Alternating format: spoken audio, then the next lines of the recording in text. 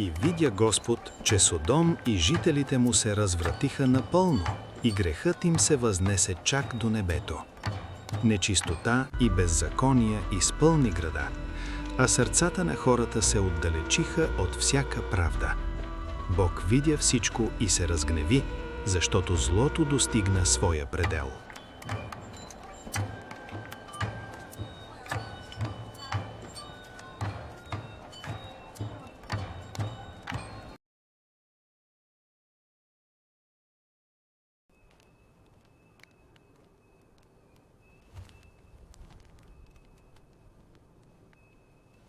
И дойдоха двамата ангели в Содом вечерта, когато Лот седеше при содомските порти. Като ги видя Лот, стана да ги посрещне, поклони се с лице до земи и рече: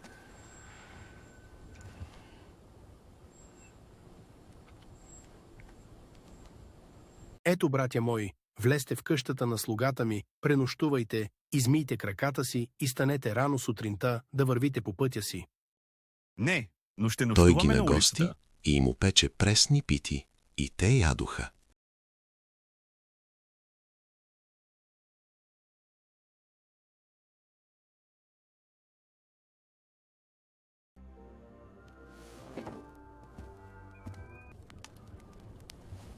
Още не бяха легнали да спят и градските жители, содомци, млади и стари, целият народ от всички краища на града, заобиколиха къщата, извикаха Лот и му думаха: „Де са човеците, които дойдоха при тебе да нощуват?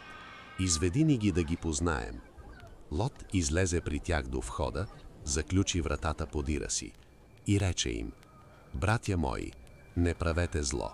Ето имам 2 дъщери, които още мъж не са познали.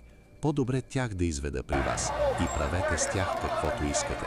Само на тия човеци не правете нищо, понеже са дошли под покрива на къщата ми.“ Но те му казаха: „Дръпни се от тука.“ И рекоха: Тогава ония мъже протегнаха ръце и вкараха Лота при себе си вкъщи, заключиха вратата и поразиха човеците, които бяха при вратата на къщата, от малък до голям, със слепота, тъй че те се изпомъчиха да търсят вратата. Тогава ония мъже рекоха на Лота: „Кого други го имаш още тука? Било зет, било твои синове или твои дъщери, и който и да е твой в града, всички изведи от това място, защото ние ще съсипем това място. Голям поплак има против жителите му пред Господа, и Господ ни прати да го погубим.“ Тогава Лот излезе и говори с зетьовете си, които щяха да вземат дъщерите му, и рече: „Станете, та излезте от това място, защото Господ ще съсипе тоя град.“ Но на зетьовете му се стори, че се шегува.